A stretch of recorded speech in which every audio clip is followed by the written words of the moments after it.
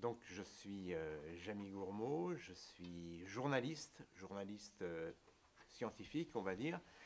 Alors dans ce cadre-là, j'ai fait pas mal de petites choses, certaines ont duré. Depuis 18 ans, j'officie à l'intérieur d'un énorme camion, un camion américain derrière un établi.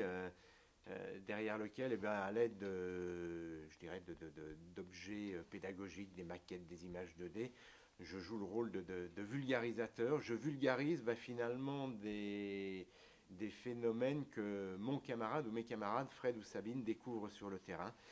Et donc ça fait, comme ceci, je le disais à l'instant, 18 ans que nous accompagnons la science pour la rendre accessible au grand public. Ah, comment c'est venu ce projet? Euh, je dirais que au tout départ, moi je travaillais sur une émission scientifique, on va dire classique, avec un plateau et des invités. Et à l'issue des émissions, je travaillais déjà avec Fred, mon camarade. À l'issue des émissions, on se posait toujours la question, mais en sait-on vraiment plus qu'au départ? Est-ce que notre public, qui était censé être un public d'ados, est-ce qu'il était censé en savoir, est-ce qu'il en savait un peu plus qu'au départ?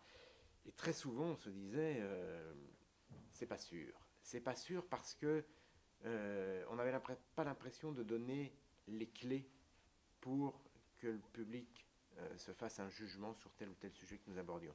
Et c'est un petit peu comme ça qu'est né C'est pas sorcier, où on s'est dit, mais finalement, on a essayé comme ça, en s'amusant, de bâtir notre émission idéale. Et notre émission idéale, finalement, elle repose énormément sur ce qu'est, je pense, la science. C'est-à-dire, il y a une grande partie d'observation en extérieur, de questionnement, et ensuite de tentatives de réponse. J'ai envie de vous présenter, de vous parler surtout de la nécessité, me semble-t-il, peut-être encore plus aujourd'hui qu'hier, de diffuser, non pas la science, mais la culture scientifique. Je ne suis moi-même pas scientifique, mais j'aime les sciences, et je pense que on n'a pas besoin d'être scientifique pour aimer les sciences. On a besoin des scientifiques pour comprendre tout ça, mais pour faire en sorte que justement notre regard et le regard de notre société sur les sciences, sur tout ce qu'il faut investir justement dans la science, ça ne peut passer que si l'ensemble de la population s'intéresse, mais par réflexe, à la science. Aujourd'hui, je pense qu'on est dans une phase où, pour s'intéresser à ces thématiques, le public a encore besoin de réfléchir, de se poser la question, oh là là, alors est-ce que ça m'intéresse, est-ce que ça va m'intéresser?